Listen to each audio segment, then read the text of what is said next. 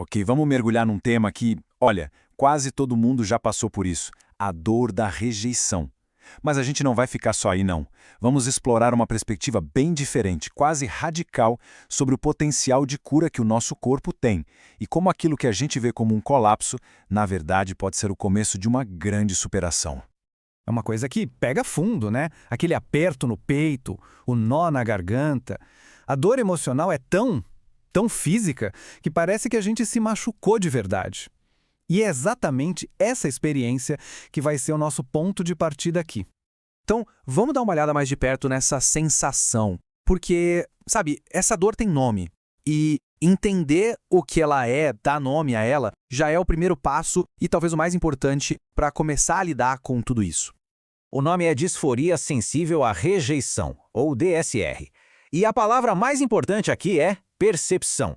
Ou seja, não precisa nem ser uma rejeição de fato. Só a impressão de que se está sendo alvo de uma crítica já basta. É um gatilho mental tão forte que o corpo reage de forma, devastadora. Isso já mostra a conexão absurda que existe entre a nossa mente e o nosso corpo, né? E olha que curioso, a DSR aparece muito ligada ao TDAH. A dor emocional é mas tão intensa que muitas vezes acaba sendo confundida com transtornos de humor. E aí vem os diagnósticos errados, mais sofrimento, tudo porque é um padrão de resposta emocional muito profundo. Certo. Agora que a gente já entendeu o que é a DSR, como é que isso aparece no dia a dia? De que forma essa sensibilidade extrema à rejeição acaba moldando o jeito que a pessoa age, o jeito que ela interage com o mundo? É muito comum que quem tem DSR desenvolva um perfeccionismo extremo, quase como se fosse um escudo para se proteger das críticas. A pessoa se torna ao seu próprio carrasco, sabe? Vive em estado de alerta, procurando qualquer sinalzinho de desaprovação em tudo que os outros fazem ou falam. E o pior é que quase sempre acha um significado negativo, mesmo que ele nem esteja lá. E para lidar com essa dor toda, geralmente a pessoa segue por dois caminhos, que parecem opostos, mas não são. De um lado tem a evitação. A pessoa simplesmente para de tentar para não ter o risco de falhar.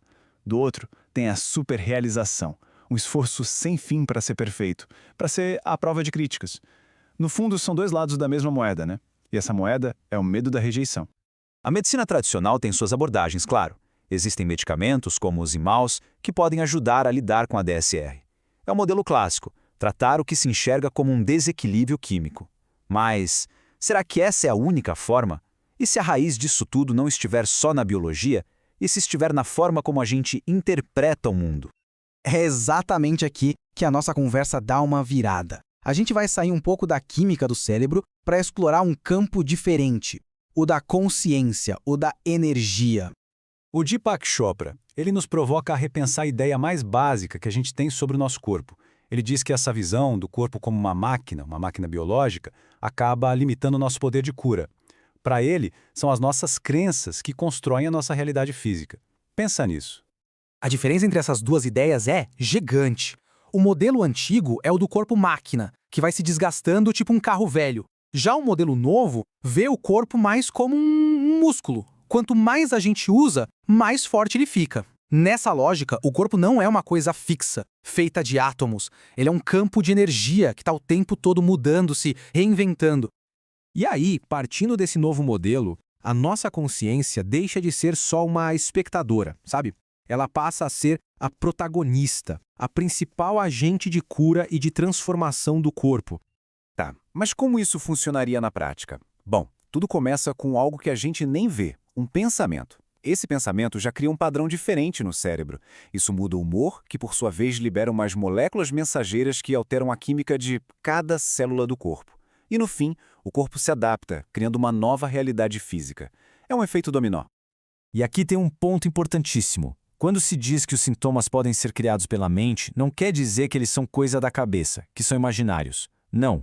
A dor é real. O sofrimento é real. A condição física é real.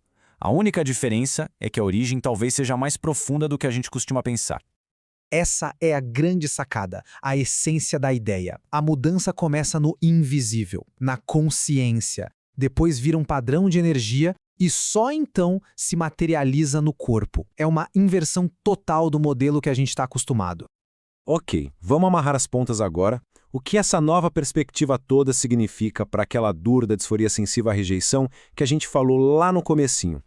Bom, se a gente embarca nesse novo modelo, a DSR deixa de ser só uma condição neurológica, uma coisa quebrada que precisa de conserto. Ela passa a ser vista como um padrão de energia, um padrão que foi distorcido por crenças, por pensamentos. E a grande vantagem de um padrão é que ele pode ser mudado.